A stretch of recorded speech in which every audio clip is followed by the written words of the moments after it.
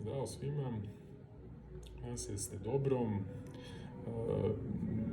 Dobio sam određena pitanja na našem sajtu i kanalu i pokušao sam da odgovorim svima, tako da nadam se da ćemo tu praksu nastaviti. Naravno, šta god vas zanima vezano za film i za moderne tehnike, možete me uvijek pitati i postaviti pitanje, tako da ću biti veoma spreman da vam odgovorim. Što se tiče današnjeg videa, danas ćemo pričati o Stevenu Allenu Spielbergu. To je jedan od najvećih reditelja 20. i 21. veka, filmskih reditelja naravno. Verujem da je svako od vas pogledao barem 10 njegovih filmova i u tih 10 njegovih filmova sigurno imate 3 za koja možete reći da ste ih ili gledali u detinjstvu ili da su vam omiljeni filmovi, i definitivno ne postoji čovek, ja mislim, koji nije pogledao neki od njegovih filmova i koji ne zna ko je Steven Spielberg. Kao što sam i rekao, on je rođen 1946. godine. Više puta je dobio Oscara i kotira se kao jedan od najuspešnijih reditelja u filmskoj istoriji. Tokom njegove karijere Steven Spielberg se bavio mnogim žanrovima. Naravno, preovlađivali su SF žanrovi, ali i obrađivao je veoma zahtevne i ozbiljne teme, poput stradanja Jevreja u Drugom svetskom ratu i tako dalje. Čak je za određene filmove dobio veoma priznate i prestižne nagrade, jer su bili maestralno urađeni. Ono što su, recimo, teme njegovih filmova i što se prožima kroz svaki film, uglavnom su da obični obični ljudi dolaze u susret sa bićima treće vrste, to jest sa bićima vanzemaljskim bićima, i onda tu ostvaraju kontakt i praktično se istražuje. U njegovim filmovima najbolje možete vidjeti kako ljudska vrsta zamišlja vanzemaljce i kako bi taj kontakt, u slučaju kad bi se desilo sutradan, u slučaju kad bi sreli, recimo, vanzemaljce, kako bi to mi ljudi pokušali da ostvarimo neku komunikaciju sa njima i kako bi to izgledalo. Naravno, ima veoma puno komičnih situacija, ima i filmova od kojih vam se može zalediti krv u žilama. Njegova rana karijera je, recimo, od nekog perioda 1968. do sredine 70. godine, 75. 76. godine, i on je, naravno, kao i svi reditelji, počeo prvo da radi za serije. Radio je pilot epizodu serije Night Gallery.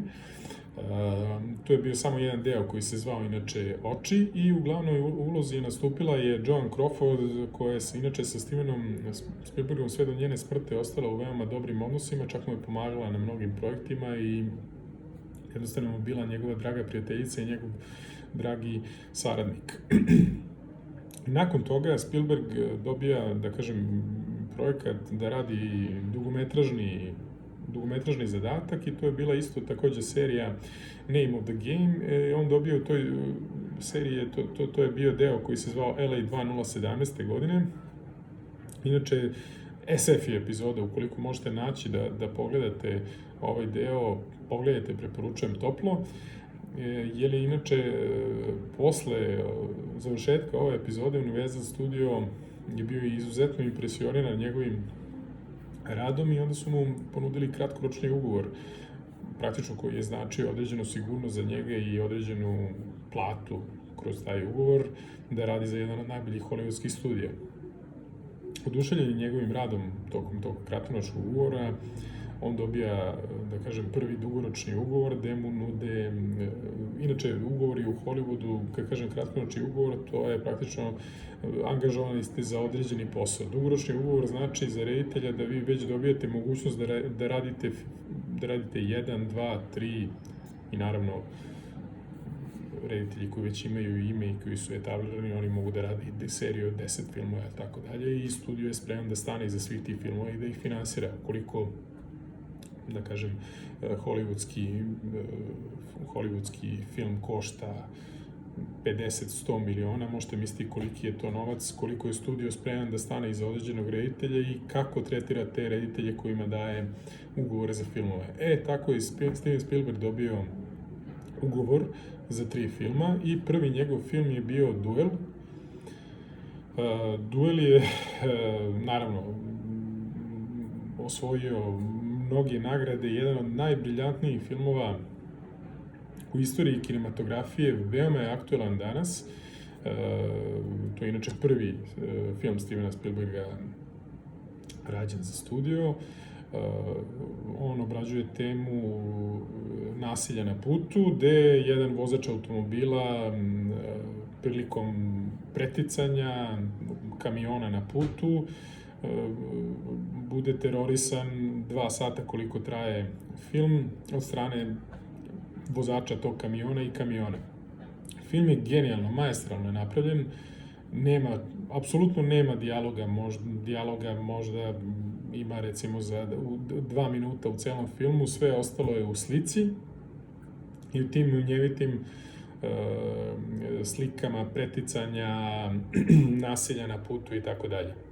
Kamion koji je predstavljen kao monstrum u celom filmu, kao neko čudovište koje teroriše tog vozača automobila, je genijalno urađen i ovaj film, ja svaki put kažem, to je jedan od mojih omiljenih filmova, ali naravno kao i svi imam dosta omiljenih filmova, sigurno zauzima mesto u prva 3 filma koji su mi stvarno, da kažem, na prvom mestu najboljih filmova koje sam ikada pogledao, ali iz više razloga. On je kao filmski, kao režijski, kao scenaristički, jednostavno film je briljantno urađen.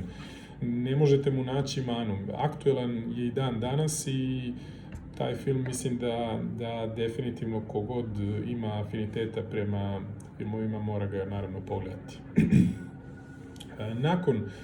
Nakon ovoga, da kažem, briljantnog režijskog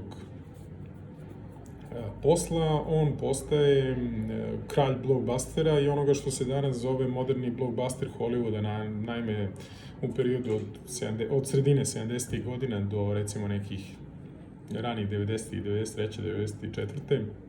Steven Spielberg režira najbolje hollywoodske blockbustere sa sikvelima. Tu su naravno E.T. vanzemaljac, film o vanzemaljcu koji dolazi u jednu američku porodicu i postaje sa njima prijatelj, onda Bliski susreti 3. vrste, film o NLO-u 77. godine, onda Indiana Jones, serijal Otimači izgubljenog kovčega i tako dalje, koji smo svi gledali barem jednom u toku novogodišnjeg programa.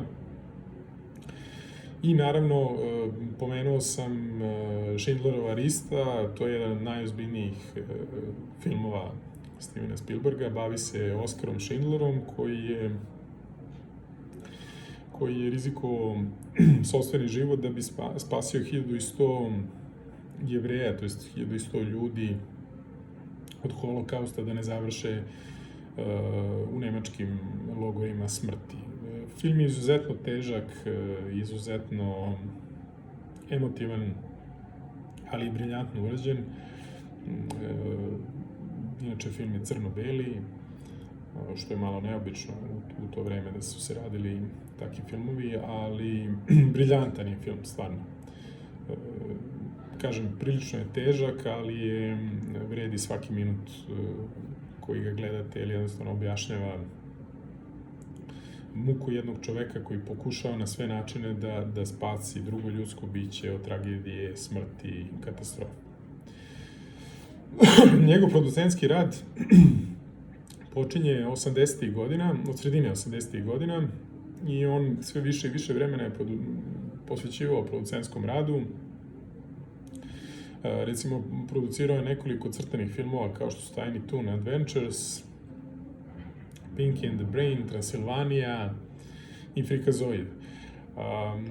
Ono što je sigurno isto zanimljivo vama koji pratite filmove i serije, da je on bio i jedan od izvršnih producenata Hitne pomoći.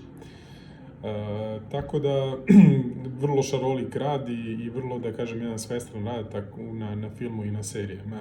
Znači, ono što je recimo isto zanimljivo za Stevena Spielberga, da on angažuje veoma često u njegovim filmovima prijatelje, reditelje kao glumce. I tako da Richard Attenborough u Parku iz doba Jure glumi, onda Edward Burns u Spešavanju redova Ryana, Tima Robinsa u Ratu svetova i tako dalje. Vrlo je, da kažem, specifičan Steven Spielberg i vrlo je, kao reditelj, je jedna zanimljiva ličnost i definitivno od njega možemo očekivati i zanimljive projekte i u narednom nekom periodu, koliko imam ja informacije, naravno, iz ovog našeg sveta Hollywooda. Postoji par projekata koji su, da kažem, u nekoj pripremnoj fazi, tako da u narednim godinama sigurno možete očekivati jedan veoma veliki i ozbiljan projekat Stevena Spielberga. Eto, nadam se da je bilo zanimljivo, pa se vidimo sledeći put. Pozdrav!